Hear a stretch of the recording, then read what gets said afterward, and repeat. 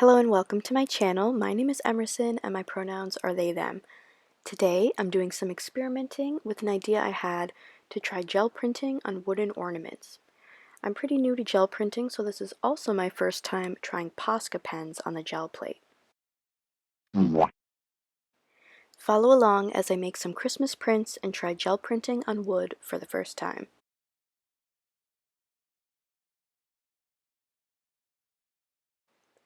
I started off just doing a few prints on paper because I wanted to see how the Posca pen would do on the gel print and how it would transfer. And now that I've done it, I have to say it worked pretty well, comparable to just using acrylic paint. But obviously you could draw specific things with it, so that's nice. For the first print, I went for a simple holiday motif of berries and holly leaves.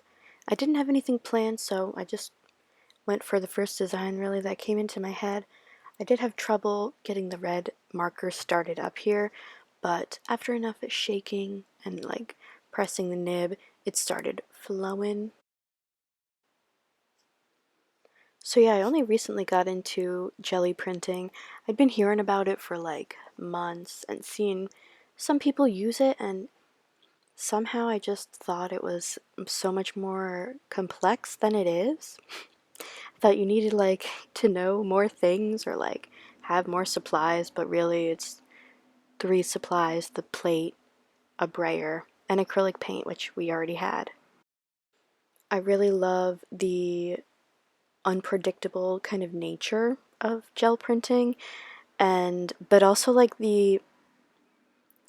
that just the ability to do like the mono print. And yeah, it reminds me a lot of in high school I did like a lino cut type print. But yeah, I've been experimenting with it a lot and having a lot of fun with it. I have like a giant stack of prints already that I do want to share with you on here, so perhaps I'll make another video of that. But I feel like I've only barely scratched the surface in terms of what I can do with this thing and what I can use on it. I mostly am just using acrylic paint, but I've also tried magazine image transfers and using like stamps, and I haven't tried stencils yet, but I know there's just so much that I have to explore. Oh, leaves. I did leaves. That was my favorite thing to do. We did ginkgo biloba leaves. I'll just have to show you those prints in another video. So as far as supplies, I have this set of Posca pens, but I'm only using red, light green, dark green, gold, and then I use like a off-white in one of the prints. Those are the only Posca pens I'm using, and then I'm just using acrylic paint. Literally any brand will work. I use from basics, Liquitex basics, to Craftsmart, the really cheap ones. I use a mix of that. So anything will work really. And you can make a lot of designs with just some simple Christmas colors. The classic Christmas colors. So this is how the design is looking. I'm adding some gold sparkles because, of course. I do think when I wiped the plate clean with the baby wipe, it left like some of the, liquid on it instead of drying it with a paper towel, and that's why like the sparkles, the paint is separating a little bit within them. I think that's why. There, I almost was about to pull the print, but I'm like, no, let's be patient and add a background. So I waited for it to dry. Like, what am I doing? I'm just getting like a speck off of it. And then I added some black and blue paint. I want to say it's phthalo blue, but I don't know. It doesn't matter. This is not a tutorial. This is just what I was doing. And I'm pretty sure that was ivory black.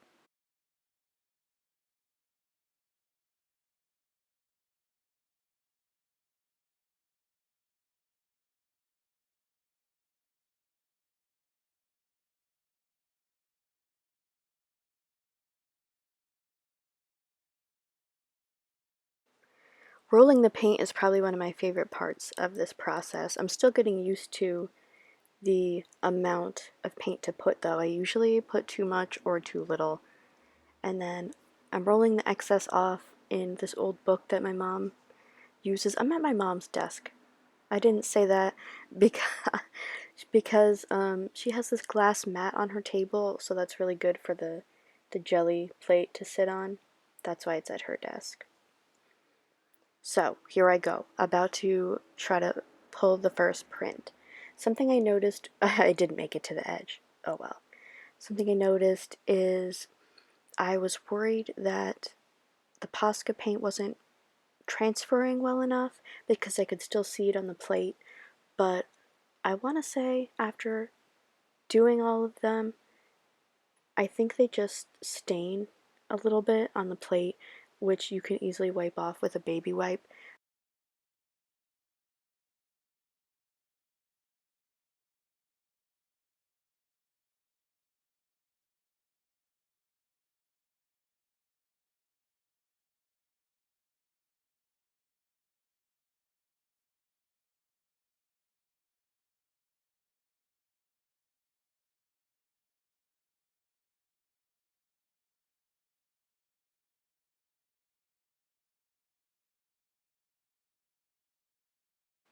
And here is the print. Came out really cool. You know, obviously not like a masterpiece drawing. I just kind of scribbled it, but I really like that look. And this one actually inspired me to do the next print because the background reminded me of the night sky. And so I thought to do a little winter night scene. So here I'm drawing some trees, one of my favorite things in the whole world.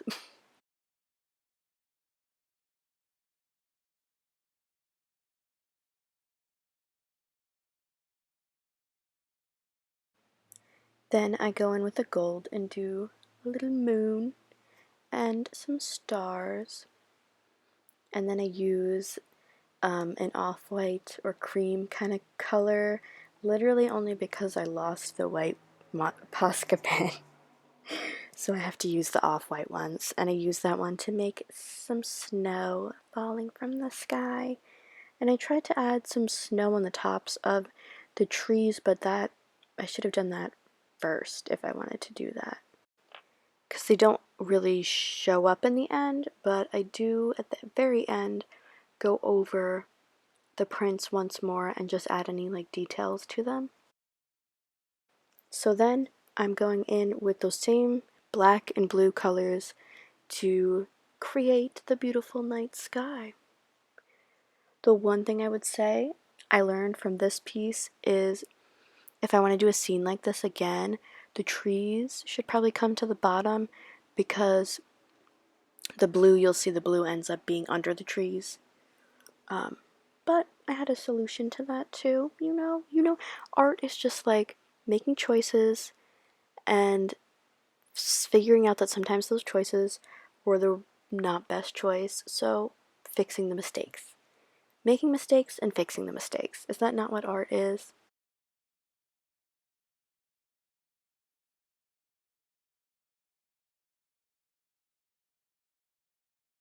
Now it is time to pull the print. This part's probably my least favorite part of the whole well, no, that's wrong. Waiting for the layers to dry is my absolute least favorite part. But aside from that, it's the rubbing of the plate. It just takes too long, that's all. It takes too long, and I don't have the patience. That little spot didn't come up, but it's okay. See the trees? It looks like they stained a little bit, because the trees are all there. I think this one looks awesome. The sky, so cool. As you can see, the blue is under the trees, but I do fix it later by simply trimming that part off. And with those two prints done, I feel confident that the Posca pens will work well on the jelly plate, so let's make the ornaments. This first one is going to be a poinsettia motif, and I tried to do the centers in gold, and then realized I would have to let it sit there and dry, and decided I'll just draw those in afterwards. So I just got to it with the flower petals over top of it, but the gold does smear into the petals a little bit, which does look pretty cool in the end. I really like this kind of style, but I went for not really style. I didn't try to go for any kind of a style. It just ended up a little bit sketchy, a little bit like, I don't know, like it has this expressive look to it. What I'm trying to say is you don't have to be amazing at drawing. You don't even have to be that good. I mean, you could see these are just some petal shapes combined together. It's very doable, but it still really conveys what it is, the poinsettia. You already saw a little like hint of it at the beginning, but yeah, spoiler alert, this one ends up being my favorite thing that I made. I'm adding a ton of leaves here because I don't know exactly where I'm going to place the ornament and how much is going to fit on the surface of it.